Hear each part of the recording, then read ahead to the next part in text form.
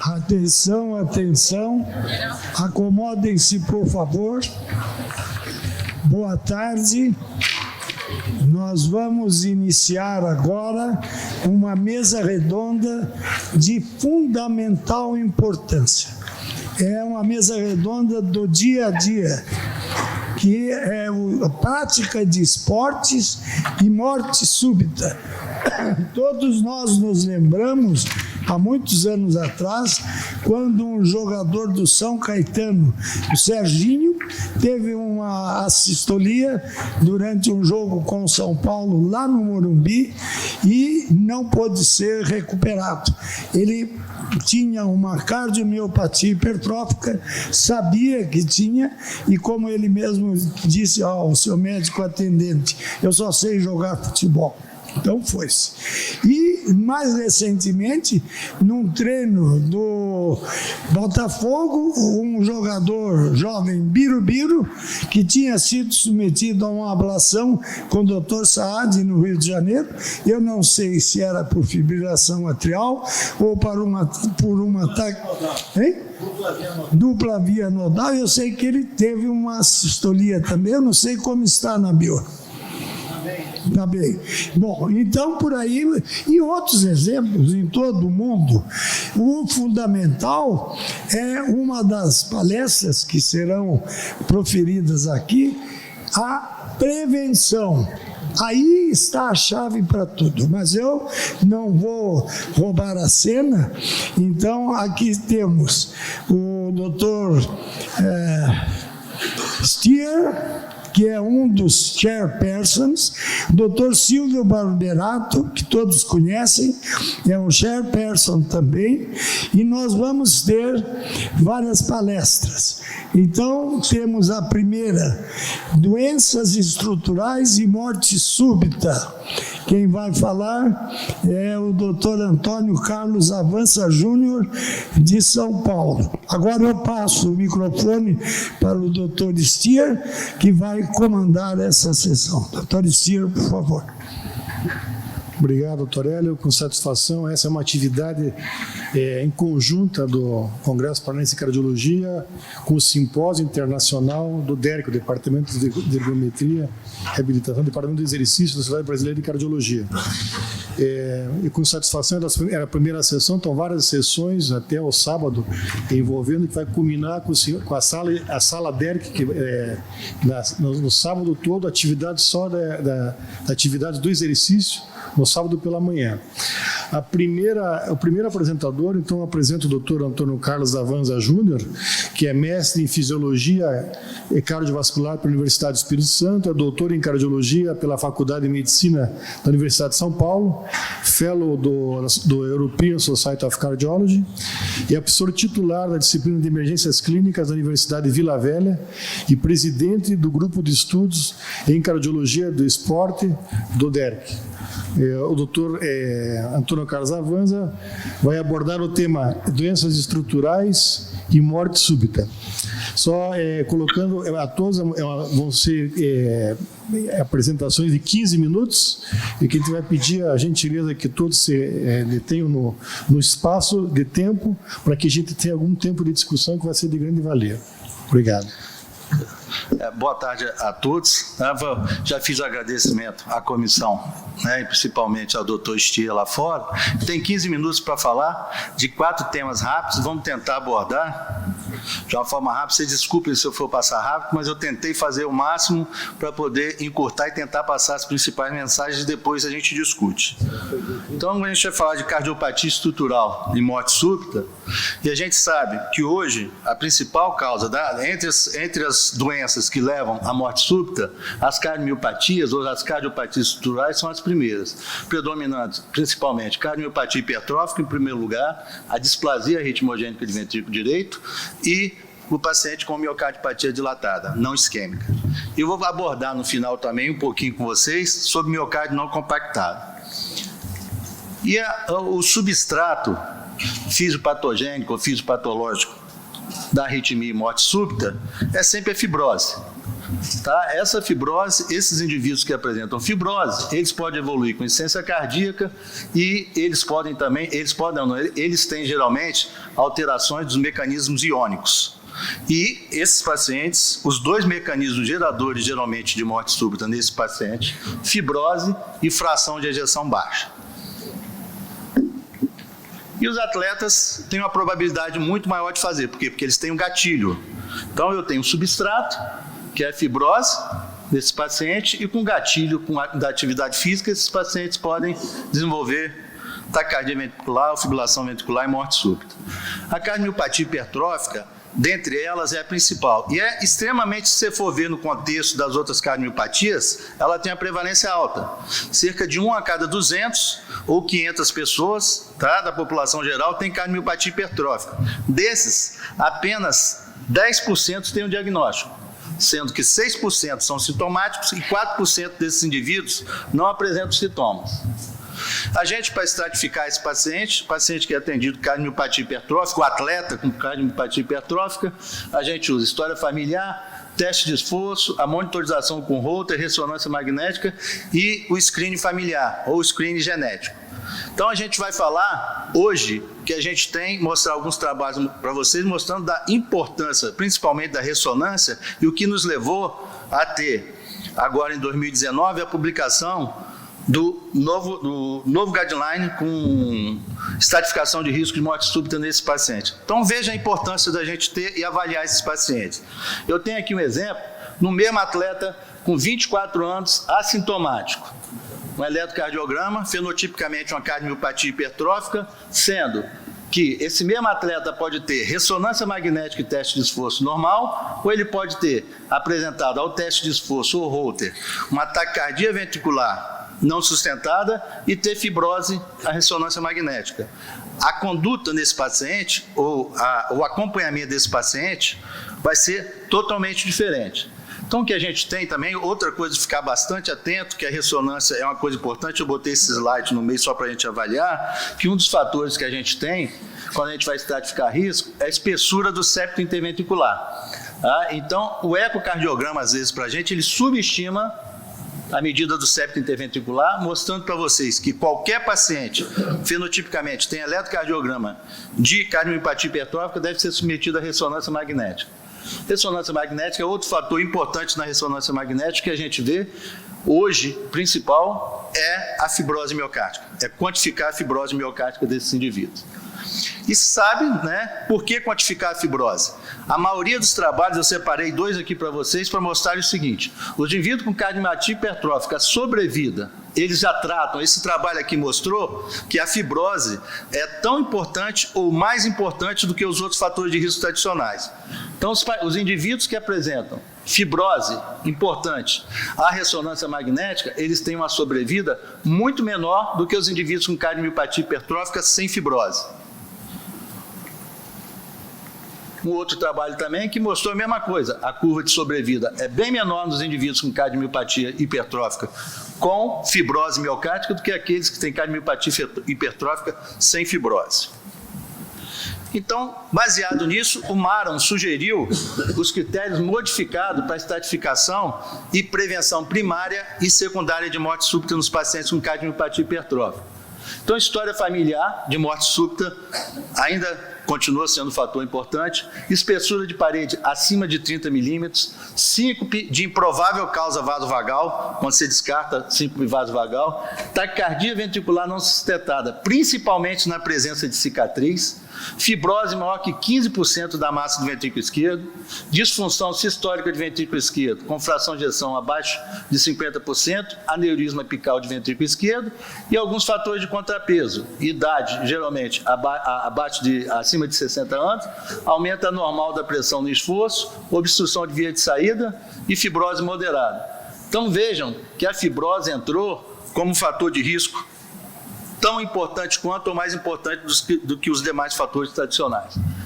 E ele já aborda que esses indivíduos que têm uma fibrose maior do que 15%, esses indivíduos, como prevenção primária, eles devem ser submetidos à colocação de um cardiodesfibrilador.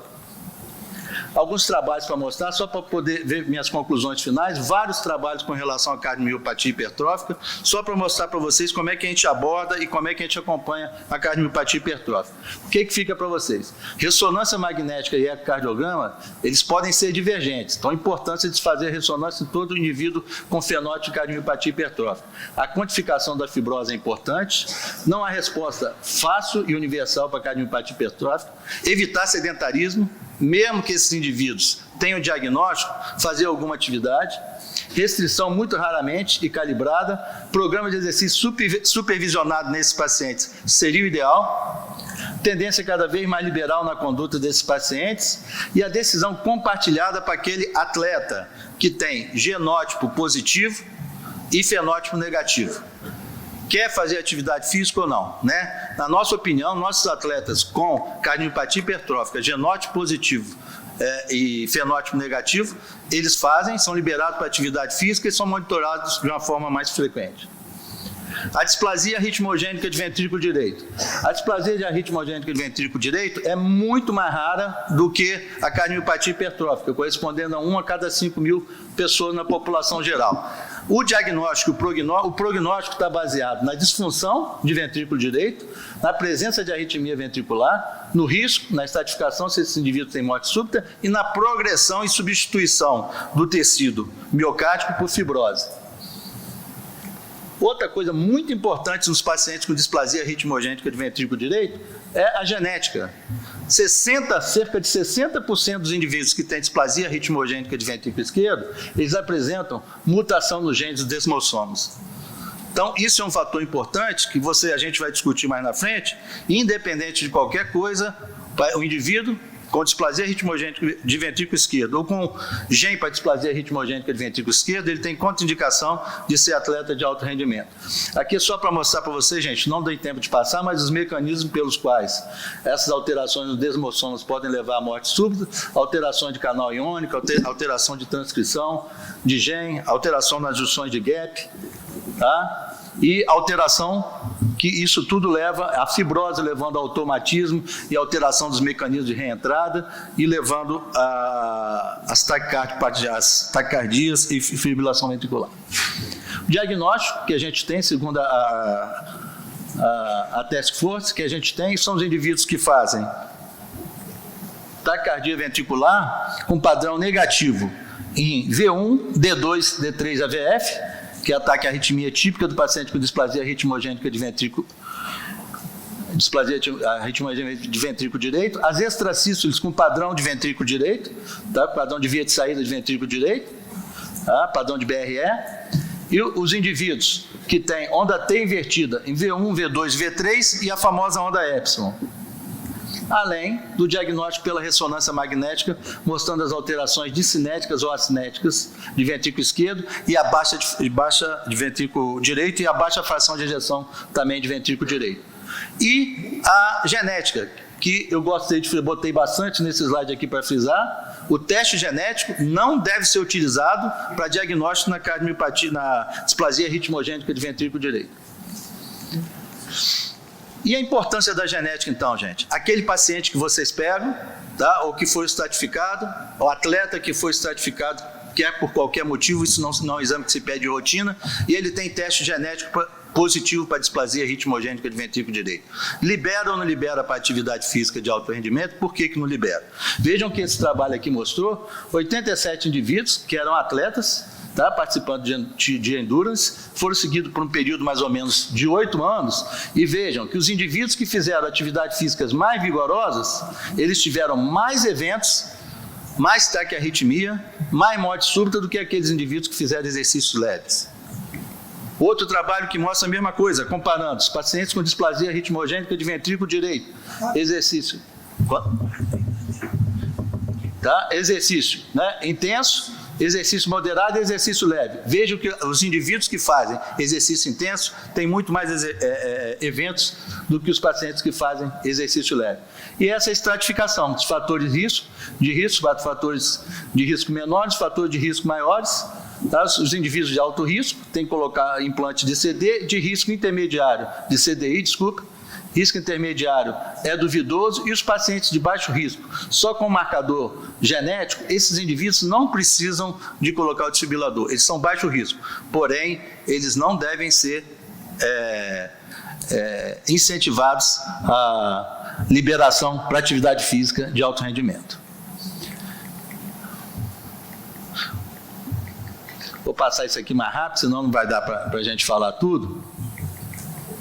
A cardiopatia dilatada, eu vou passar rápido para vocês, é só para mostrar aqui para vocês na cardiopatia dilatada, esses indivíduos, porque o grande problema a gente tem que ver, cardiopatia dilatada, é diferenciar o coração de atleta, né, que é se a gente pode destrenar ou não, se eles têm só disfunção ventricular secundária à atividade física ou se eles têm miocardiopatia. Mas esses pacientes com miocardiopatia não isquêmica, até então a fração de ejeção era um marcador de risco, e quando você colocava CDI nesses indivíduos, esses indivíduos tinham menos eventos. Todos esses trabalhos aqui podem mostrar para vocês que o CDI nos pacientes com disfunção ventricular, tá? Esses pacientes se beneficiaram mais do CTI com relação tinham menos eventos do que os pacientes que não colocavam CDI. E o Dent mostrou o contrário. Os pacientes bem medicados com disfunção ventricular, eles morriam, tinham a mesma quantidade de eventos do que aqueles que colocavam CDI. Então, esse trabalho, né, que tentou mostrar o quê? O que tem a mais do que a fração de ejeção para poder, como marcador de risco desses pacientes com disfunção ventricular. Então, ele mostrou, esse trabalho é uma meta-análise, na realidade, que mostrou o seguinte, que os indivíduos que têm insuficiência cardíaca, fração de ejeção baixa e têm fibrose miocárdica, esses indivíduos têm mais evento do que os indivíduos que têm fração de ejeção baixa, principalmente naqueles indivíduos com fração de ejeção acima de 34%. Quem tem fibrose, a fibrose é maior preditor do que de mortalidade e de evento súbito, morte súbita, do que os indivíduos que só têm fração de ejeção baixa. A miocardiopatia não compactada, acho que deu tempo, 2 minutos, hoje, a gente vinha discutindo, eu, Cleio e Nabil, que a miocardiopatia não compactada ainda é um mistério no atleta. E a gente pega atleta, uma vez ou outra, quem mexe com muito atleta, vai pegar os indivíduos com miocardiopatia não compactada. É uma doença rara, tem um aspecto genético, o diagnóstico é feito, às vezes, quando os indivíduos, vocês podem ver aqui, que os marcadores são geralmente indivíduos com disfunção de ventrículo esquerdo, arritmia cardíaca, história de síncope e tromboembolismo. Então, tem muitos indivíduos que estão naquelas causas de morte súbita que a gente não conseguia identificar. O diagnóstico é feito por um indivíduo que tem hipertrofia de ventrículo esquerdo, geralmente no eletrocardiograma ele pode ter hipertrofia de ventrículo esquerdo, o ecocardiograma vai mostrar as trabeculações, a ressonância magnética também vai mostrar essas trabeculações e a relação entre o miocárdio não compactado e compactado. E esses indivíduos, aquela pergunta, os trabalhos hoje são poucos, liberam esse indivíduo com miocardiopatia não compactada para fazer esporte de alto rendimento ou não liberam? Então, esse trabalho é um dos poucos trabalhos que mostrou-se um pouquinho encorajador, né, na conduta. 96 atletas com miocárdio não compactado, assintomáticos, tá? Esses indivíduos foram seguidos por 48 meses, eles só tinham, na realidade, eles seguiram os indivíduos que tinham miocárdio não compactado sem nenhum outro fator, seguido por 48 meses, e esses indivíduos assintomáticos, sem disfunção de ventrículo, sem nada, eles não tiveram evento cardiovascular. Então, as mensagens que a gente lê, o último slide, até o momento não se sabe qual o papel do miocárdio não compactado como causa de morte súbita em atleta. O diagnóstico não deve ser estabelecido em atleta só com hipertrabeculações, na ausência de sintomas, de história familiar, anormalidade no eletro ou disfunção de ventrículo. Não deve ter qualquer restrição à atividade física se ele tiver função ventricular normal, indivíduos assintomáticos, ausência de arritmias frequentes ou completas, ausência de taquicardia ventricular não sustentada no teste eletro-Holter e sem história de síncope. O único alerta é que esses indivíduos devem ser avaliados com maior frequência. E o estudo genético, às vezes, é importante. Então, miocardiopatia não compactada, sem síncope, sem história familiar, sem nenhuma alteração, indivíduo assintomático, pode liberar. Desculpe a pressa, gente, tá? Mas tinha que falar esses 4 aí. Obrigado pela atenção.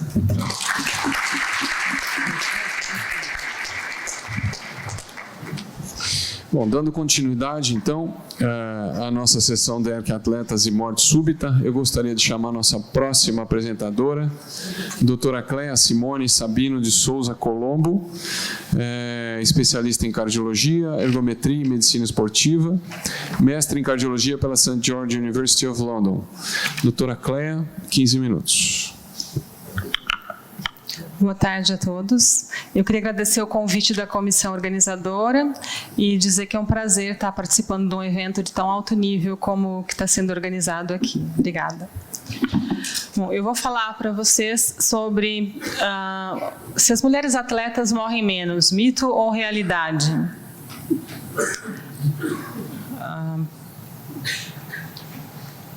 Não está indo.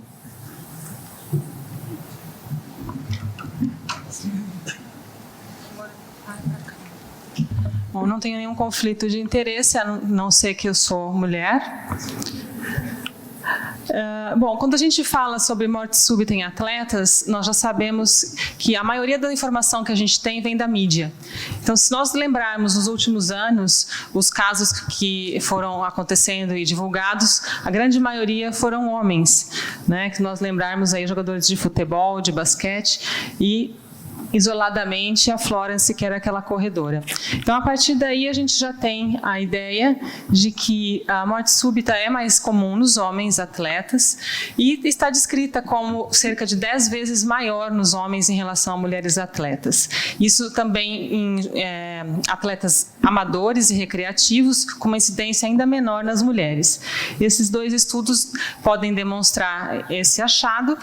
O Dr. Maron, em um acompanhamento com jovens atletas nos Estados Unidos, observou num segmento aí de 10 anos um número muito maior de homens em relação ao número de mulheres atletas que morreram nesse período. E esse outro estudo francês demonstrou entre corredores esportivos, recreativos, também uma incidência muito inferior, quase 20 vezes menor em mulheres. Anteriormente, nós pensávamos que isso era um dado devido à presença de menos mulheres praticando esporte de alto rendimento, presença de menos competidoras, então a incidência de morte era menor. Mas se nós observarmos o número de atletas nos últimos anos, isso começa a ficar um pouco fora de contexto. Esse é o número de atletas mulheres participando dos Jogos Olímpicos. Em Londres, 2012, as mulheres já eram praticamente metade dos atletas, sendo que no Rio isso já aumentou mais um pouquinho. Também entre os amadores, esse é um demonstrativo dos corredores de rua no Brasil, concluintes de maratona, mostrando um aumento das mulheres atletas.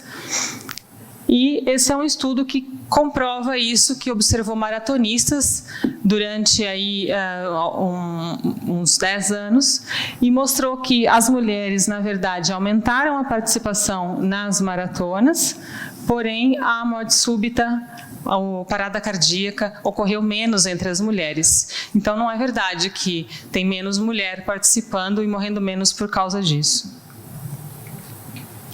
Mais recentemente, esse grupo de Londres fez um estudo sobre morte súbita pós-mortem. Eles analisaram casos que chegaram para estudo patológico. E, dentre esses casos, 357 eram jovens atletas, sendo que 93% deles eram homens. Apenas 27 mulheres faziam parte desse grupo e, entre as mulheres, mais da metade apresentavam um coração estruturalmente normal, fazendo a gente pensar que talvez a causa de morte súbita nas mulheres seja pela morte elétrica, com uma patologia diferente nas mulheres. Nós sabemos que as mulheres têm um intervalo QT mais longo do que os homens, e isso está descrito nos critérios de normalidade de avaliação de eletrocardiograma. E isso provavelmente tem uma relação com o estrógeno. Alguns pequenos estudos demonstraram o efeito do estrógeno como um regulador de alguns canais iônicos, alterando a repolarização ventricular, podendo estar envolvido aí na apresentação clínica de canalopatias. Estudos em adolescentes mostram que quando entram na puberdade, os meninos eles encurtam o QT, mas as meninas não. Então pode ser que isso seja uma coisa diferente nas mulheres, mas a prevalência de canalopatias entre as causas de morte súbita é baixa. Por outro lado, esse estudo também observou a parte simpática dos atletas, são atletas de cross-country ski, e foi avaliada a parte simpática em homens e mulheres, comparando variabilidade de frequência cardíaca e índices de adrenalina, e mostrou que o homem ele tem uma atividade simpática muito maior que a mulher. Se nós pensarmos que o pico adrenérgico pode ser um gatilho para arritmias em indivíduos que têm cardiopatias quiescentes, esse pode ser um dos motivos que os homens estão mais expostos. Então, falando um pouco da adaptação fisiológica do coração da mulher atleta, nós sabemos que as mulheres têm dimensões cardíacas menores, de uma maneira geral, mas já há evidências de que talvez a cavidade ventricular esquerda, quando indexada para massa corpórea, seja maior nas mulheres em relação aos homens atletas. Então, a mulher, ela primeiro dilata a cavidade e talvez não faça mesmo uma hipertrofia significativa. Esse estudo clássico do Dr. Pelliccia, com mais de 1.000 mulheres, já tinha descrito que a espessura de parede de ventrículo esquerdo em mulheres atletas caucasianas não ultrapassa 12 milímetros. E, posteriormente, o Dr. Sharma demonstrou, comparando com afrodescendentes, que também não passa de 13. Então, até 13 milímetros é possível, porém é muito raro acontecer e, acima disso, não tem. Então, as mulheres normalmente não atingem o que a gente chama de zona cinzenta, na confusão de adaptação fisiológica e miocardiopatia hipertrófica. Mais recentemente, também esse é um estudo que observou a geometria do ventrículo esquerdo. Foram mais de 1.000 atletas, nesse caso agora quase metade deles foram mulheres, e foi onde nós observamos que a geometria ventricular ela é normal na maioria dos atletas, cerca de 70% deles, e dos 30% que tem alguma normalidade, a hipertrofia concêntrica ela é praticamente exclusiva dos homens, sendo que as mulheres elas podem apresentar a excêntrica. Então, aqui nós podemos observar que, indexando para a cavidade de ventrículo esquerdo, as mulheres proporcionalmente têm uma cavidade maior. Isso foi especialmente observado nos grupos que faziam esportes dinâmicos, mostrando aqui a porcentagem maior nesse grupo de mulheres. Falando de atletas veteranos, nós sabemos que os atletas com prática esportiva de longo tempo, de alta intensidade, têm sido descritos com alguns efeitos provavelmente deletérios ao coração, como fibrilação atrial, fibrose miocárdica e placas coronárias aumentadas. Entretanto, a maioria desses estudos só descreveu esses achados em atletas homens. Esse estudo do Dr.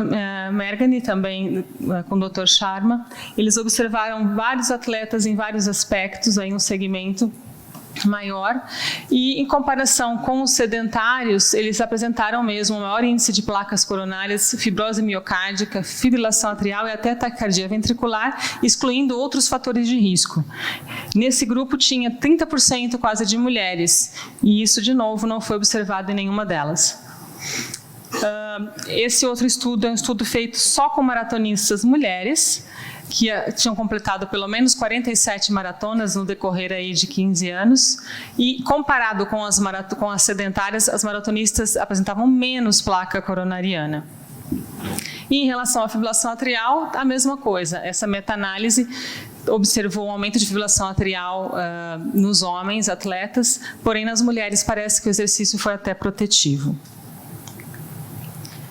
Resumindo, então, aqui algumas alterações então, em comparação de homem e mulher, demonstrando então aumento de hipertrofia e de cavidade no homem, na mulher só do ponto de vista excêntrico, risco de morte súbita aumentado nos homens, diminuído nas mulheres, e a incidência dessas complicações também não presente nas mulheres. Bom, então o que acontece? Será que os homens só não se cuidam menos, eles ignoram os sintomas, ou realmente tem alguma diferença? Na verdade, nós temos várias hipóteses e alguns trabalhos podem ajudar a gente a entender isso. O remodelamento cardíaco não está completamente compreendido, mas há um envolvimento nele de fatores hormonais, moleculares e genéticos. Já está demonstrado que os miócitos têm receptores hormonais e isso pode ter efeitos nas proteínas e nos fibroblastos do miocárdio. Também o estrógeno tem efeitos na liberação de óxido nítrico e atividade da enzima de conversão de angiotensina, o que pode interferir na menor pressão arterial observada em mulheres durante o exercício. Como nós falamos, também os homens têm um maior tônus simpático. E também há alguns estudos demonstrando que, do ponto de vista de gasto energético, as mulheres elas têm uma lipólise aumentada, o substrato utilizado durante o exercício é fundamentalmente de ácidos graxos, e as enzimas envolvidas nesse processo, elas contribuem também para inibir ou estimular a hipertrofia miocárdica. Então, provavelmente, também tem uma correlação no substrato energético. Além disso, a genética é importante. Também alguns estudos demonstraram que o sistema renina-angiotensina sofre efeitos do estrógeno na expressão de alguns genes que são relacionados à hipertrofia. Sendo aí questionado que será que os andrógenos, então, eles aceleram o fenótipo das miocardiopatias? Então, são várias perguntas que nós temos, pensando que talvez a constituição genética e hormonal é que retarda o gatilho, aí, a alteração do remodelamento patológico que favoreceria a morte súbita. O que nós temos de trabalhos, efetivamente? A maioria dos trabalhos de tudo isso que eu comentei são trabalhos experimentais, tem muito poucos dados em humanos, mas é um começo para a gente pensar e se aprofundar nesse tema. Então, o estrógeno ele inibe a proliferação de fibroblastos nos miócitos, o que inibe a hipertrofia miocárdica. Perifericamente, então, ele vai modular o óxido nítrico, que causa vasodilatação, e também atinge as enzimas relacionadas ao sistema renina-angiotensina, contribuindo para a queda de pressão arterial. Esse trabalho é um trabalho muito interessante a respeito de doentes com miocardiopatia hipertrófica, que mostra que é interessante porque, apesar de ser uma doença com herança mendeliana, teoricamente homens e mulheres teriam a mesma prevalência da doença, mas o que a gente vê na realidade é que parece que tem mais homem do que mulher. E aqui ele demonstrou que, na verdade, as mulheres elas igualam os homens depois dos 60 anos. Então, provavelmente, até lá, as mulheres têm algum tipo de proteção para o desenvolvimento do fenótipo da doença. E aí ele faz uma correlação entre a expressão de alguns genes da enzima de conversão que são relacionados à hipertrofia, que na mulher são mais acentuados do que no homem. E, finalmente, aquela parte da lipólise que eu comentei, que tem vários fatores envolvidos. Não está aí, mas saiu agora em junho desse ano um estudo muito interessante de um grupo canadense que mostrou pela primeira vez a alteração no miocárdio na mulher perimenopausa. É uma coisa muito mais molecular, de miofibrilas, de miosina, e aí, na verdade, a pergunta deles é por que inicialmente o estrógeno prevenia eventos cardiovasculares nas mulheres e depois virou vilão. E parece que, na verdade, quando você tem a menopausa, o miocárdio faz uma adaptação para utilizar de uma outra maneira a energia dele, que teria influência do estrógeno, e aí se você repor depois, ele já está adaptado de maneira diferente. Então essa é a hipótese deles, que o benéfico seria a reposição mais precoce. E aí, de novo, demonstrando que essas enzimas estão envolvidas no processo aí de remodelamento cardíaco. Bom, então o que nós acreditamos?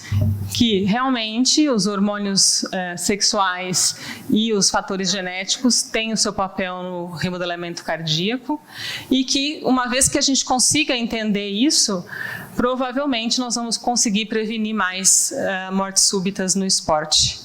Respondendo à pergunta inicial, nós precisamos de mais estudos, mas realmente, no momento, isso não é um mito. A história da mulher frágil, no momento, a gente sabe que o coração da mulher está mais protegido. Obrigada pela atenção.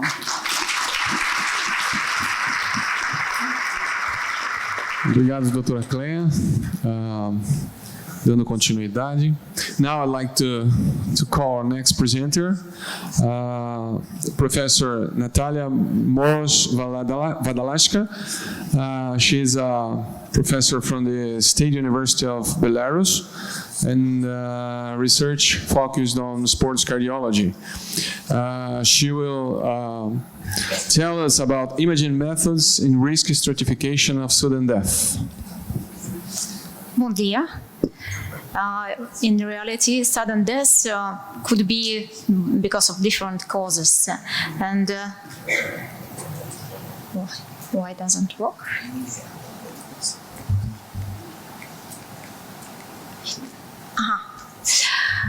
It could be fatal arrhythmia, myocardial infarction, aortic dissection, pulmonary embolism, and stroke or intracranial hemorrhage.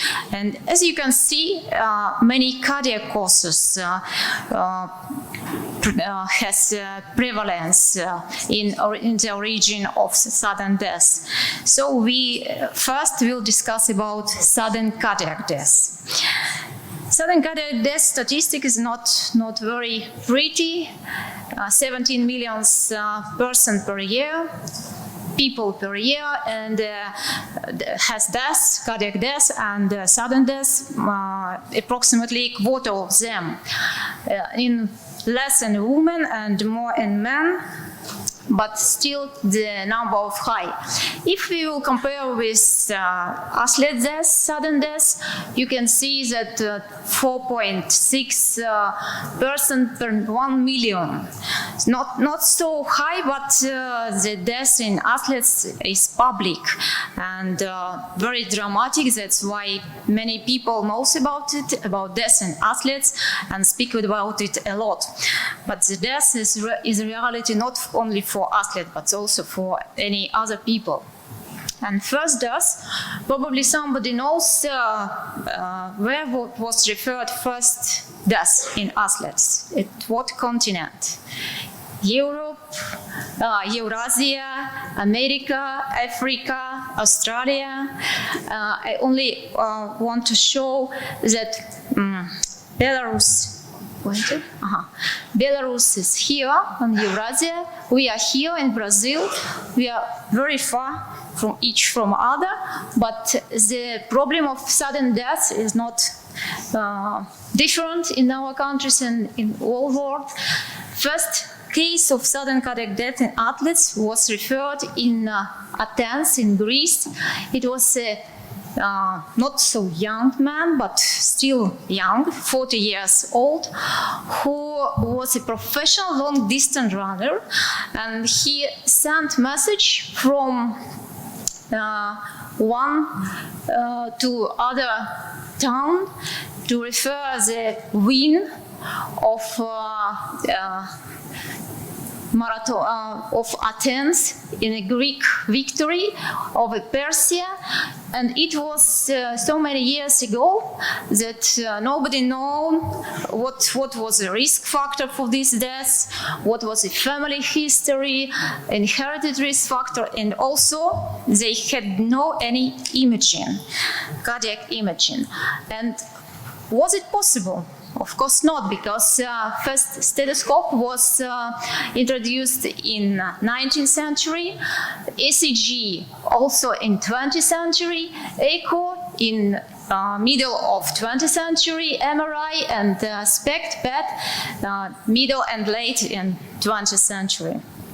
And probably they can estimate the symptoms before the death of these athletes. But it is not a reality, because if you can see, only some of people with cardiac death has symptoms. But the symptoms not very clear. Chest pain, dyspnea, palpitation, presyncope, syncope, very small amount of percentage, not very big reproduced. People reproduce the symptoms, and 45 arrhythmic sudden deaths. People had no any symptom or no medical history of cardiac death. And also you can see that that only a quarter of people has antecedent symptoms and prodromal symptoms, less than 20%. So we cannot suggest this death, only refer that somebody died, unfortunately. But what we can do for imaging? The European guidelines offers us autopsy as a main tool, main approach to estimate the cause of death. But autopsy is not very early imaging because it will be after the death, not before. And also, approximately a quarter per patient has a sign of some channelopathy during autopsy. So it means we will not see macroscopic signs of death, only microscopic, and electron microscopy was not far introduced also in our clinical practice. Modern guidelines present us the methods of treatment and prevention of sudden cardiac death, but the methods of imaging any cause of death is still under discussion and under investigation. And we will try to see the advantages, but first of all, we of course remember that we have some genetic origin of channelopathy or myocardiopathy or any other disease that should follow by sudden cardiac death. But it is still not clear because many diseases, for example, hypertrophic cardiomyopathies, has origin of 13, 20 genes of sarcomere, not so, if not a few, but many, and they are different. Not very.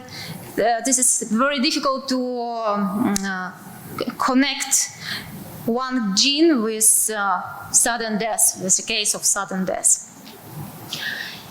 So now we can estimate cause of sudden death. Ischemic with known coronary artery disease, for example, coronary artery disease, ischemic cardiomyopathy, myocardial infarction, and non-ischemic.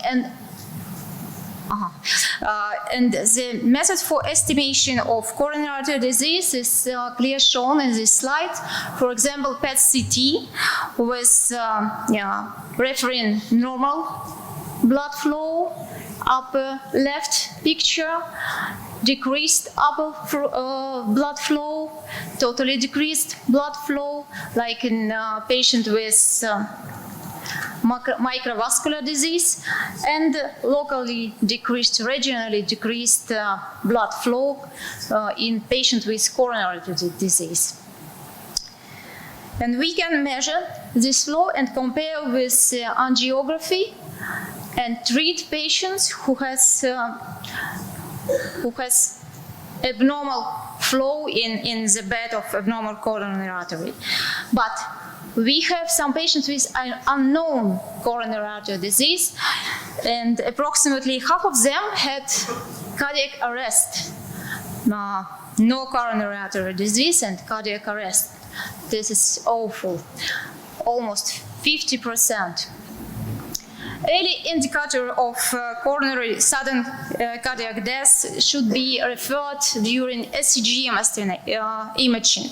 ECG could be referred late potentials, heart rate variability, baroreflex sensitivity, acute interval depression, microbubble T-wave alternance, and high heart rate turbulence.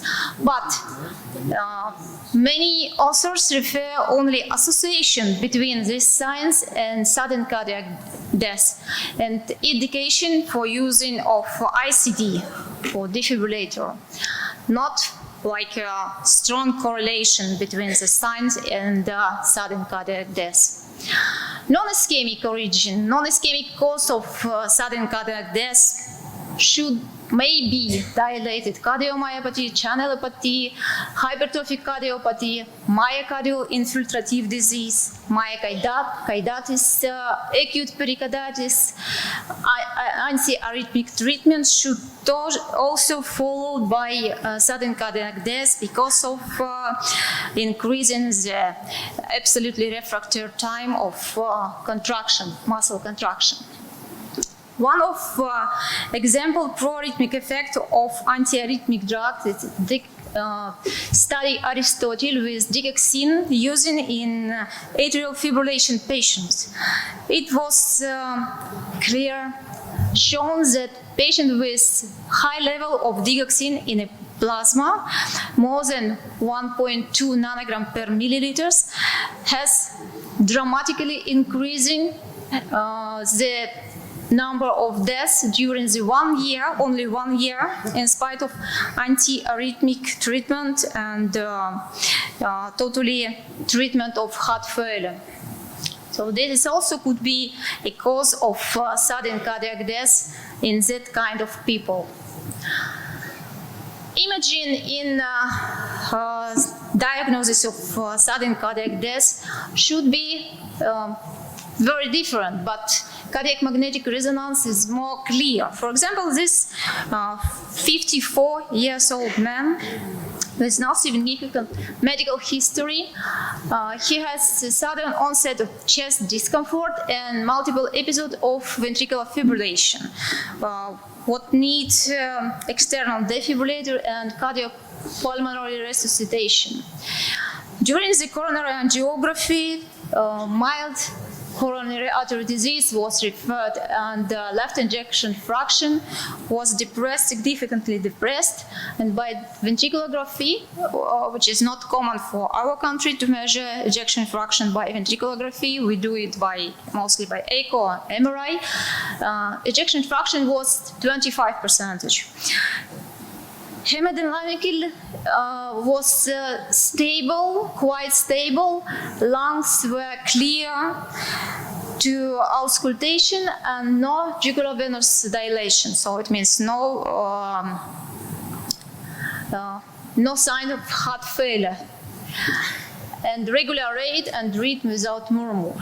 This patient had sudden cardiac death and after sudden cardiac arrest, not death. And after the resuscitation, magnetic resonance was performed.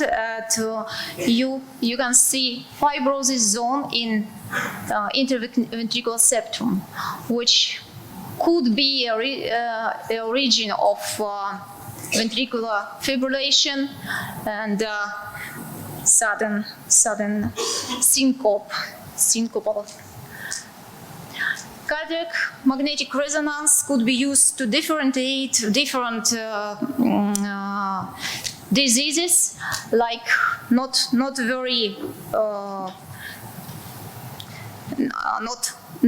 sudden death disease, like arterial hypertension, for example, and also hypertrophic cardiomyopathy and amyloidosis.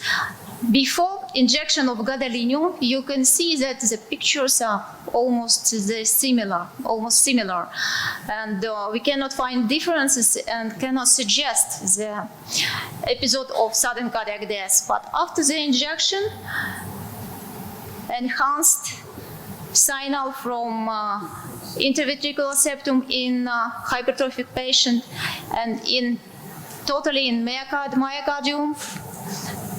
In patients with amyloidosis, you can see and suggest that it could be a reason of arrhythmia or sudden cardiac death.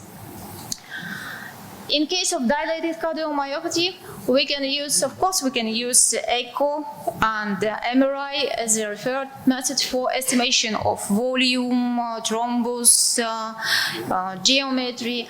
But in this case, we can not find any fibrotic signal and suggest arrhythmia or sudden death in spite of very big size of chambers in patients with dilated cardiomyopathy and severe dysfunction. What is good or better sign of arrhythmia and sudden death than really the size of chambers. In case of dilated cardiomyopathy, we have not only dilated chambers, but also changed myocardium, structure of myocardium, if compared to normal patient. And this is also a reason to control this patient and be very careful with estimation of sign arrhythmia and sudden death.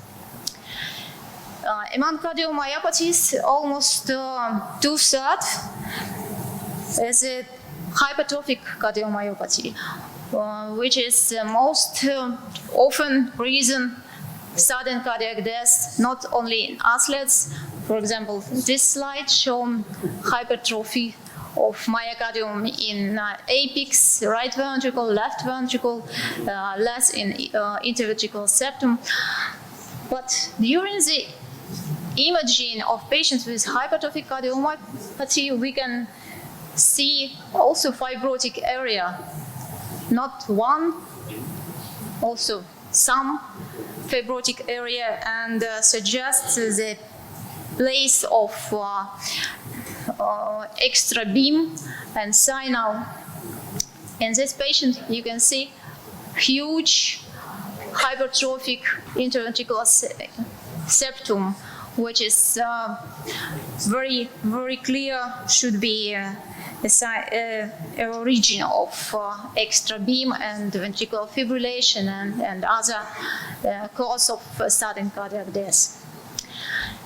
Another patient with right ventricle dysplasia should have intracardiac imaging, intracardiac mapping, which also very useful for estimation of site ventricular fibrillation, as in this patient with ventricular fibrillation outflow tract of right ventricle with dysplasia and lipid incorporation in myocardium.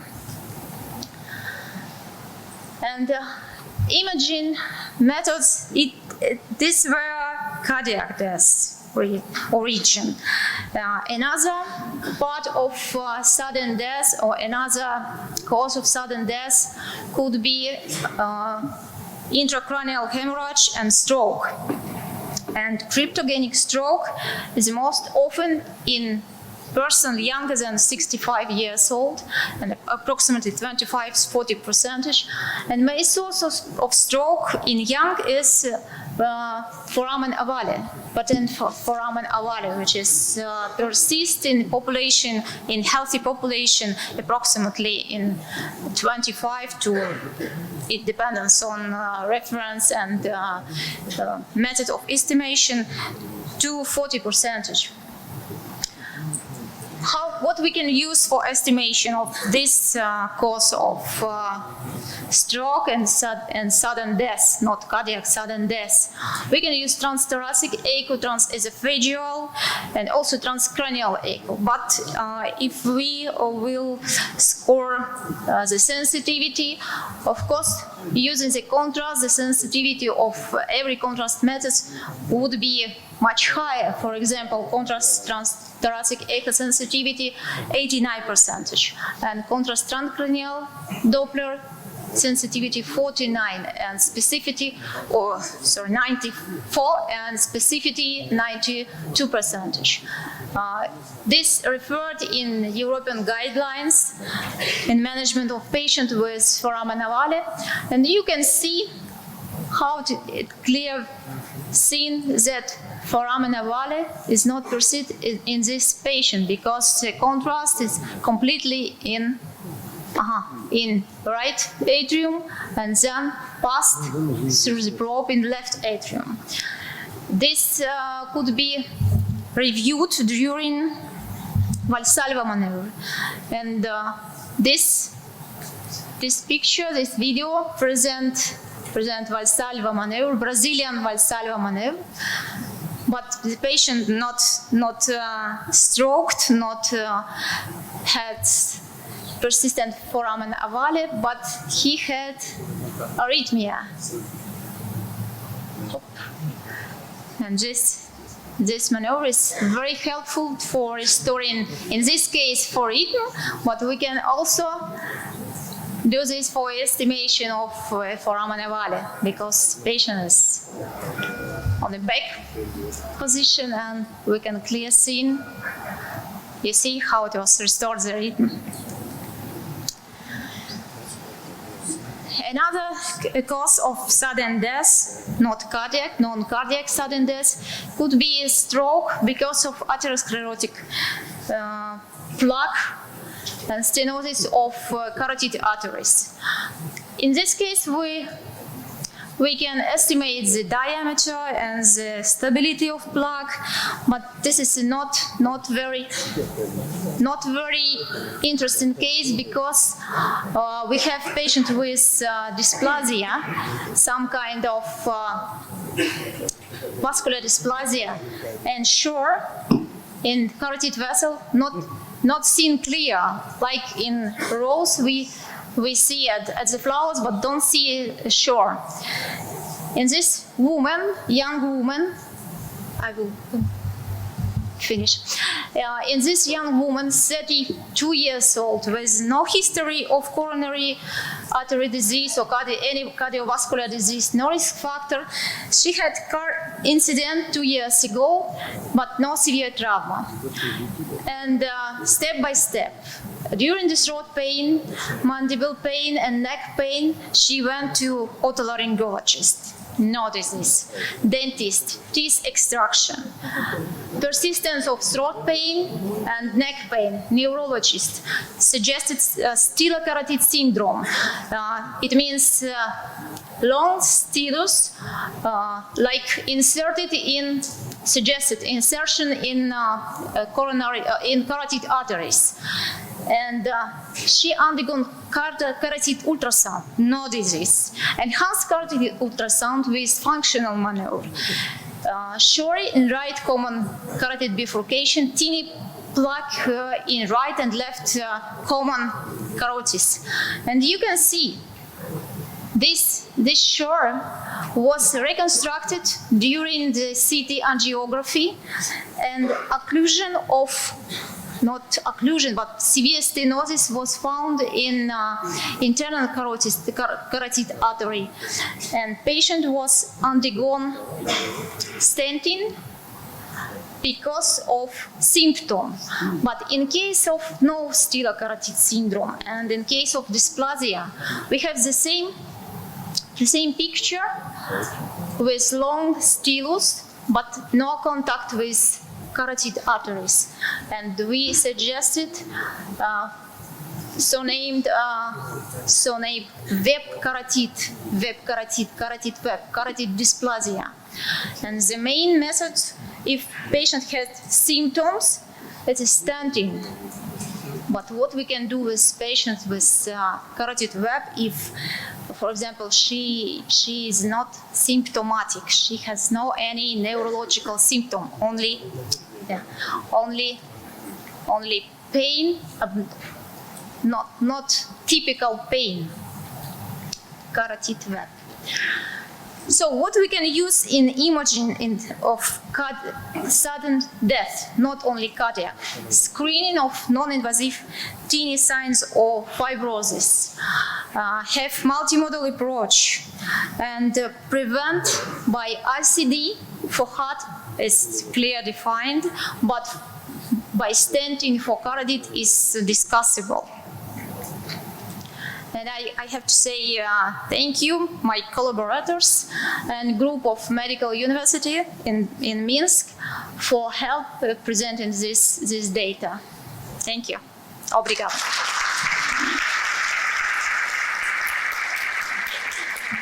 Thank you.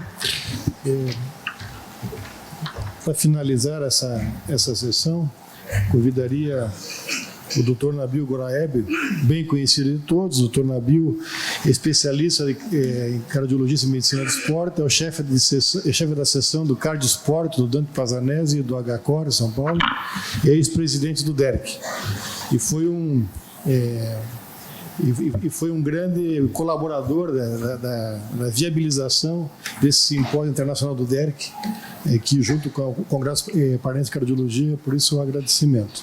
O Dr. Nabil vai abordar o tema morte súbita durante a atividade esportiva não é fatalidade. Como prevenir? Boa tarde, eu queria cumprimentar os organizadores pelo magnífico congresso. Numa época de crise, fazer um congresso tão rico em interesse científico, parabéns para vocês. Nós invejamos vocês aqui do Paraná. Aliás, por tanta coisa que a gente está invejando vocês aqui também. Bem, morte súbita de atleta é fatalidade. Não é fatalidade. Fatalidade é terremoto, inundação, raio. É doença, é alguma coisa que passou despercebida. E se a gente olhar o que existe em relação à morte súbita, é muito interessante. O estereótipo, o sexo, só homens que têm a parada cardíaca, a idade, são velhos e idosos, fatores de risco, são fumantes, obesos, com colesterol alto, e tem histórico de problema cardíaco com queixas de dor no peito. E a verdade, pega em homens e mulheres essa parada cardíaca, a morte súbita, qualquer idade, frequentemente sem fator de risco e frequentemente sem sintomas. O que nós sabemos, na verdade, é que a morte súbita no esporte é um evento trágico que acomete indivíduos, em geral, abaixo de 35 anos, aparentemente saudáveis, e que tem uma variação muito grande de causas, depende de cada região. Nos Estados Unidos tem uma causa principal, na Europa outra causa principal, aqui na América Latina, no Brasil, é outra causa também, não é a mesma que tem nos Estados Unidos ou na Europa. E o que existe, na verdade, o que nós precisamos fazer é prevenir essa morte súbita. E se a gente comparar atletas e não atletas, há mais morte súbita de jovens entre atletas. E se a gente olhar o gênero, é mais em homens do que mulheres, provavelmente sempre foi porque havia mais praticantes do gênero masculino. Mais em negros, em torno de 0,24%, mais em brancos e menos em brancos do que negros. E maior frequência nos esportes mais praticados, os coletivos, futebol, basquete e também nas corridas de rua, hoje tão comuns. E o interessante é que a morte súbita no esporte ocorre durante o exercício físico em 90% das vezes nos treinamentos, onde a pessoa ou aquele atleta quer vencer, quer ser o titular e ele se esforça além do que ele poderia, talvez, ou então aí servindo como gatilho para acontecer o risco. E a FIFA publicou tempos atrás que no prazo de 2007 a 2012 tiveram 84 mortes de futebolistas profissionais. Quase a gente não ouve falar, mas morreram 84 futebolistas profissionais. Do ponto de vista estatístico, o Comitê Olímpico Italiano mostrou as causas de morte na Itália são diferentes dos Estados Unidos. Na Itália, a displasia, principalmente na região do Vêneto, da região de Veneza, do norte da Itália, diferente dos Estados Unidos, onde a miocardiopatia hipertrófica é preponderante. E isso continua sendo assim, diferente também entre nós. Na Inglaterra, a principal causa de morte é a arritmia cardíaca, de várias causas. E mostra esses dados publicados por Finocchiaro, que realmente 42% das mortes súbitas de atleta têm como arritmia, síndrome arritmogênicas, as principais causas. E entre maratonistas e meio-maratonistas a gente vê diferenças também interessantes. Nas 59 paradas cardíacas que evoluíram para a morte súbita nos Estados Unidos entre 2000 e 2010, 31 delas sobreviveram e não tinham cardiomiopatia hipertrófica, enquanto que 28 foram por cardiomiopatia hipertrófica. E no Brasil? É um silêncio.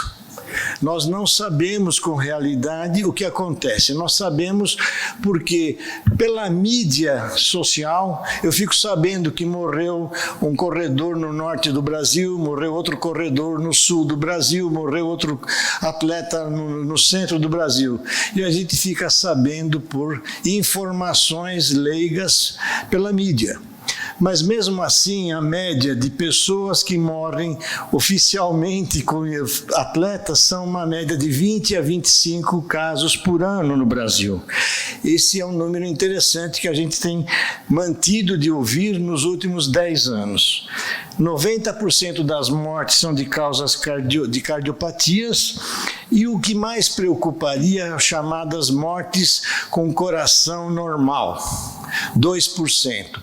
Esse normal pode ser porque não fez exames antes, nós não sabemos se ele tinha alguma síndrome arritmogênica, ou então realmente ele usou drogas e o coração dele não tinha nenhuma alteração estrutural. Então temos que lembrar que 2% pelo menos das mortes súbitas de atletas ocorrem em pessoas que não têm doença diagnosticada previamente. E para participar dos esportes, como nós vamos fazer para evitar as mortes súbitas? Realmente o que se faz no Brasil é um pouco diferente dos outros países. Aqui, principalmente em São Paulo, Rio de Janeiro, nos estados que têm clubes profissionais de futebol, a avaliação pré-participação é bastante rica. É uma consulta clínica, eletrocardiograma, um teste de exercício ou teste ergométrico e um ecocardiograma, além de exames de laboratório. É uma rotina feita em todos os jogadores. Nós temos na nossa casuística em São Paulo 15 mil aproximadamente de esportistas e atletas no Dante Pazzanese. No Hospital do Coração a gente faz dos 4 grandes clubes de São Paulo há mais de 10 anos e não encontramos doenças graves em nenhum deles. Se tiver nesses 1.000 e tantos atletas profissionais do Hospital do Coração, que examinamos dos clubes grandes, encontramos uma média de 1 ou 2 casos que tinham arritmias com alguma gravidade que precisaram ser investigados. E o último deles, o doutor Germinando, comentou do Birubiru, que jogava em São Paulo e foi para o Rio de Janeiro. As causas de morte já foram tratadas pelos palestrantes anteriores, são genéticas, congênitas e a doença aterosclerótica coronária. Do ponto de vista didático, nós queremos separar as mortes súbitas por idade. Quando algum atleta falece, eu quero saber qual é a idade dele. 35 anos, 30 anos. Então, provavelmente as causas foram relacionadas à genética ou a cardiopatias congênitas. Nos Estados Unidos, cardiomiopatia hipertrófica. Em segundo lugar, origem anômala de coronária. E em terceiro, miocardite. Na Itália, displasia. E no Brasil, provavelmente, na nossa opinião, no nosso serviço há mais de 40 anos examinando atletas, achamos que a miocardite viral ou pós-viral é a principal causa de arritmias que levam à morte súbita o atleta brasileiro. As miocardites virais são muito mais frequentes. Nós temos também as outras causas acima de 35 anos, o DAC, e as outras arritmias sem alteração estrutural. E lembrar, as doenças como anemia falciforme, as doenças ambientais, hiponatremia e hipertermia, e os traumas como osteocordes e o uso de drogas proibidas, ilícitas ou lícitas. Na fisiopatologia que leva à morte súbita, a modificação metabólica do exercício físico, se encontrar um substrato de doença, seja canulopatias, ou fibroses, ou necroses, aí sim pode desencadear a fibrilação ventricular com parada cardiorrespiratória que, se não for atendida rapidamente, vai levar à morte. Nesse trabalho antigo de Burke, é muito interessante, mostrou que no esporte a doença que mais levou à morte nos Estados Unidos, em verde, é a cardiomiopatia hipertrófica, enquanto que a aterosclerose ela leva à morte em indivíduos fora da atividade física.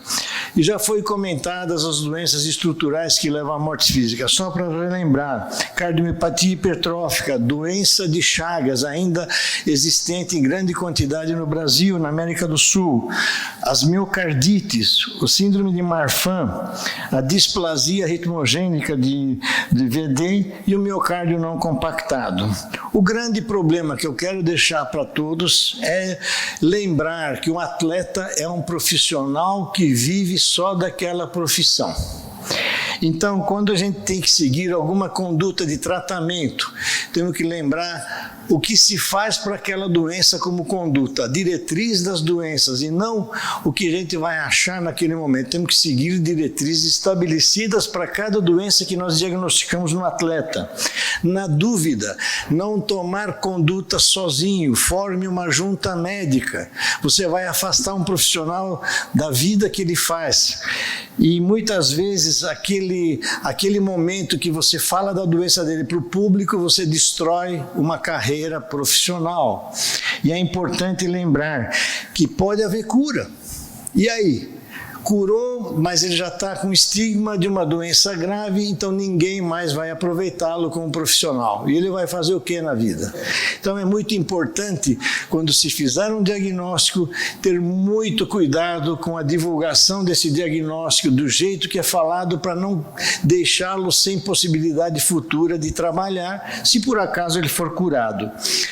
A DAC é uma doença muito clara, muito estabelecida para indivíduos acima de 35, 40 anos de idade, a doença aterosclerótica coronária. E é importante lembrar que a causa que leva à morte são arritmias desencadeadas no esforço físico, como está nesse esquema, que pode levar a uma isquemia e essa isquemia desencadear arritmias fatais. Porém, existem gatilhos, uma emoção intensa do esporte, o exercício físico extenuante em condições agressivas, como no inverno, por exemplo, retirar a neve com a pá, é um exercício isométrico muito pesado. Ou então, corrida como a de maratona em condições ambientais absolutamente agressivas para o indivíduo que tem uma doença aterosclerótica coronária. Correr uma maratona de Nova York ou de Boston, ou de Estocolmo, ou de Paris, no inverno, é um grande perigo para quem tem doença estabelecida coronariana. Não adianta só fazer os exames onde você está com o paciente no consultório, se você não lembrá-lo que um ambiente agressivo pode ser o gatilho de um rompimento de placa que pode levar esses indivíduos à morte por infarto agudo do miocárdio. Uma placa se rompe por algumas condições, e ela tem que ser lembrado isso.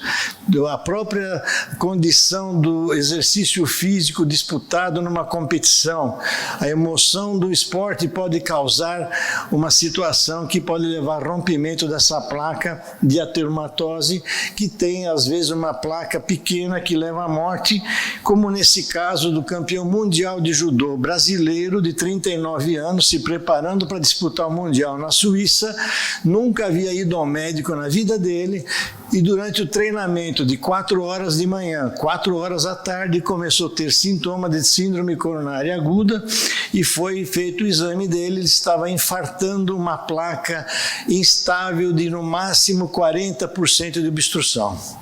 Nunca iríamos diagnosticar essa placa, não existe método razoável sem ser uma angiotomografia que não vai ser feita em todos.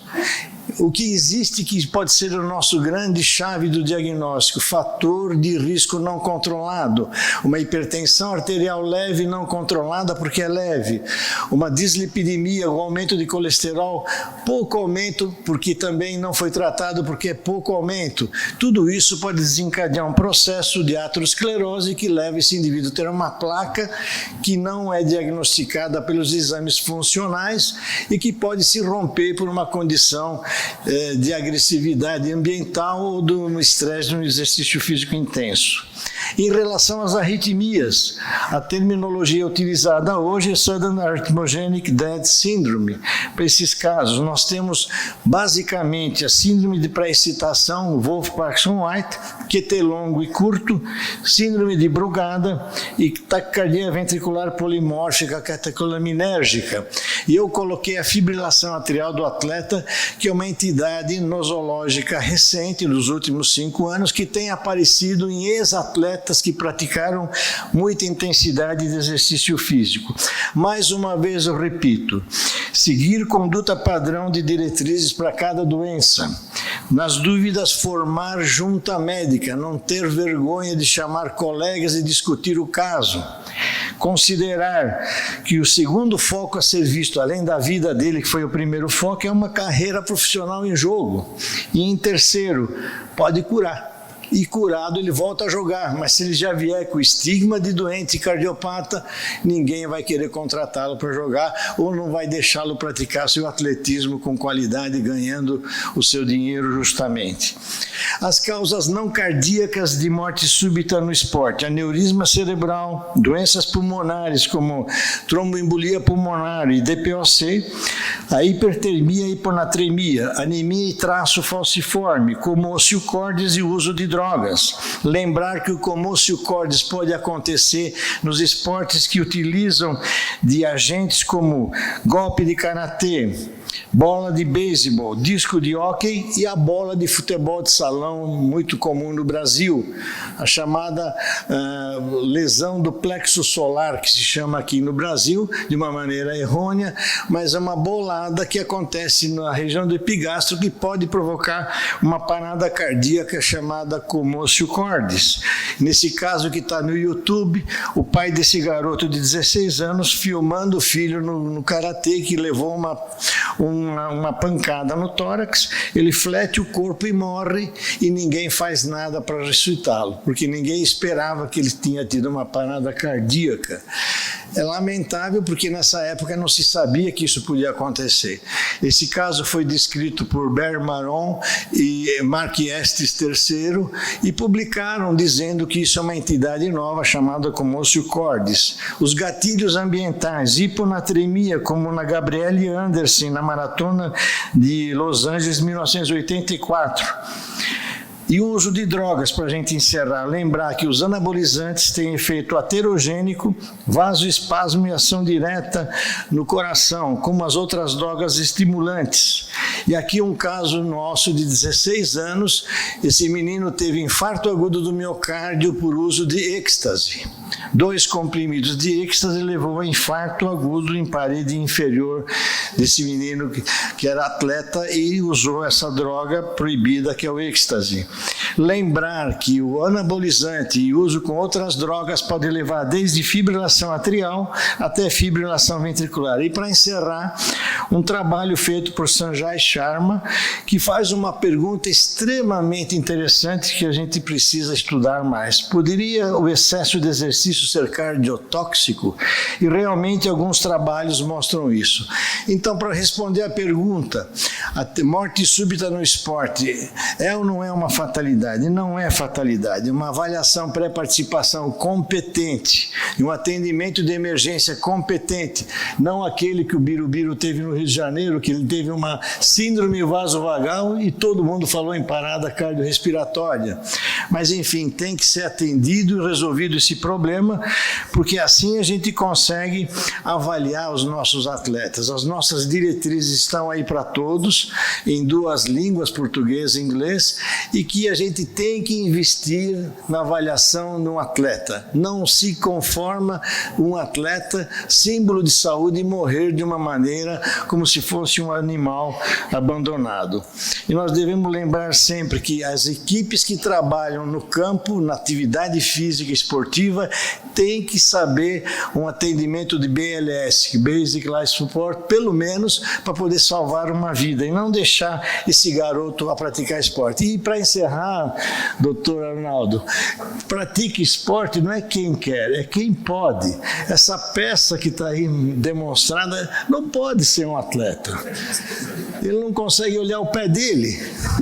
Então é importante a gente lembrar que esporte é para quem pode e não para quem quer. E mais, eu queria relembrar uma frase que eu falo há mais de 25 anos. Atividade física não mata. O que mata são excessos, abusos e doenças pré-existentes não valorizadas. Muito obrigado. Obrigado, doutor Nabil. Infelizmente, a gente acabou avançando no tempo, mas considerando a sessão, a gente vai abrir para a plateia para 1 ou 2 perguntas rápidas aí, aproveitando os experts na questão. Alguma pergunta, por favor?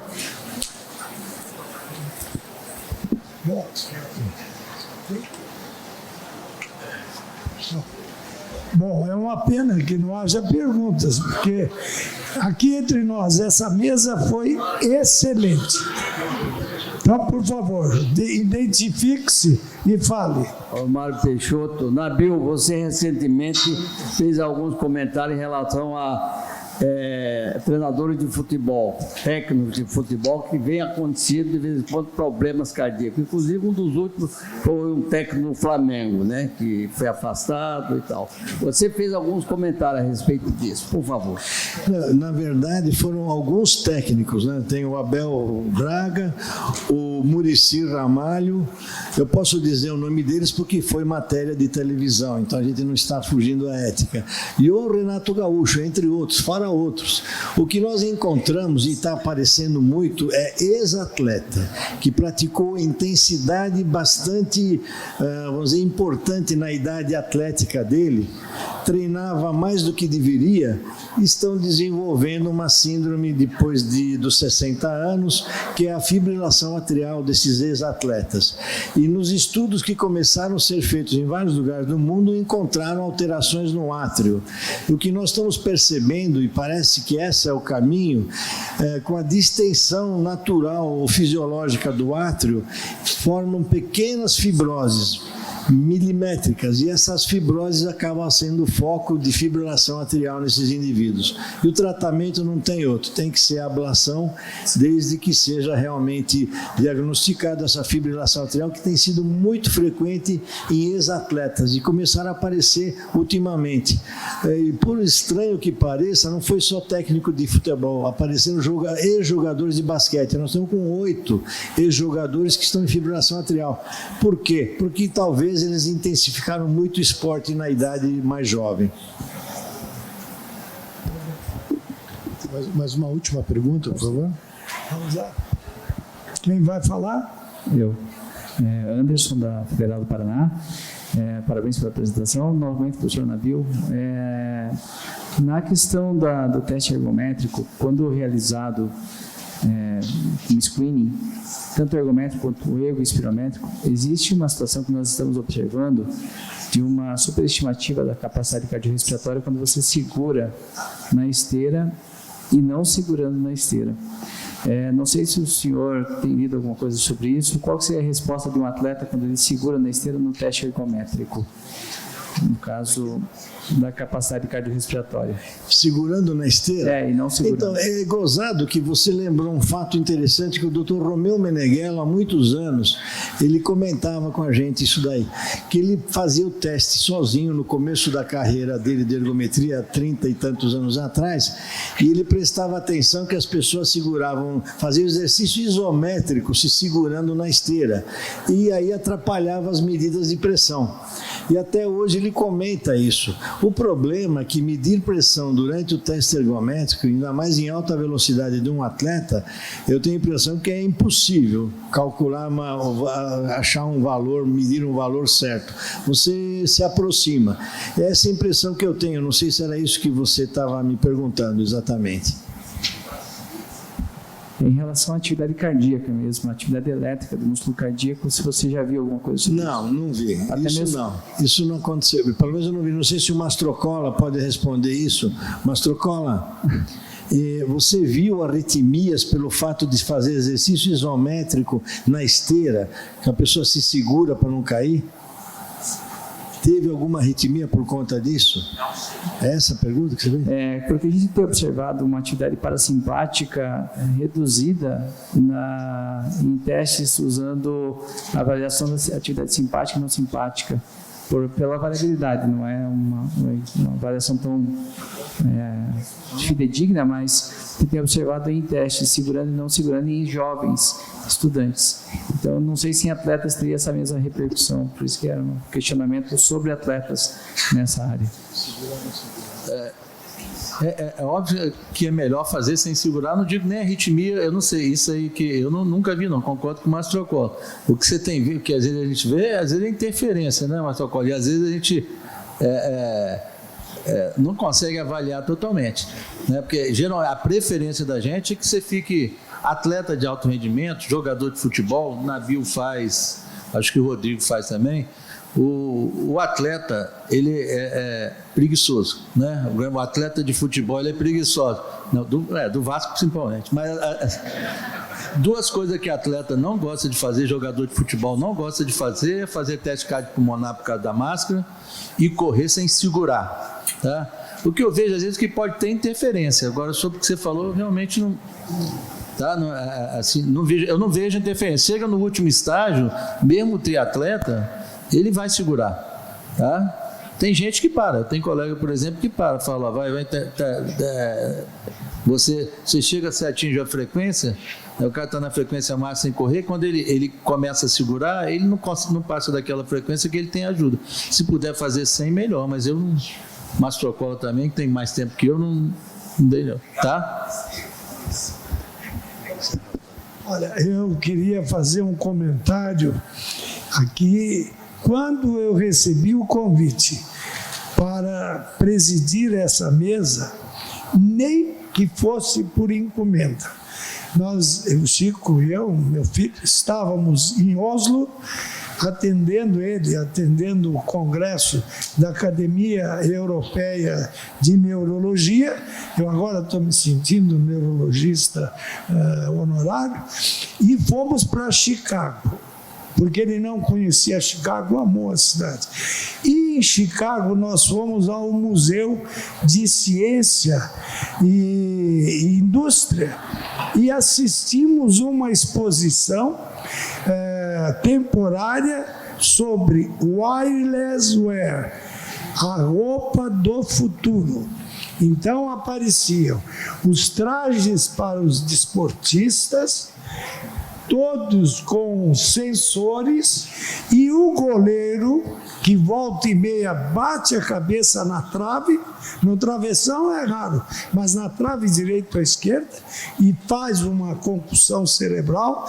Eles estão verificando que em jogadores que tiveram batidas ao subir para cabecear, as lesões cerebrais são muito mais intensas e extensas do que nos que não cabeceiam.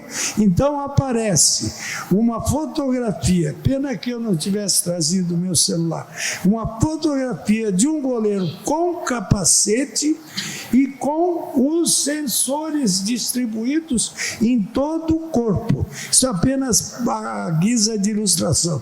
Muito obrigado.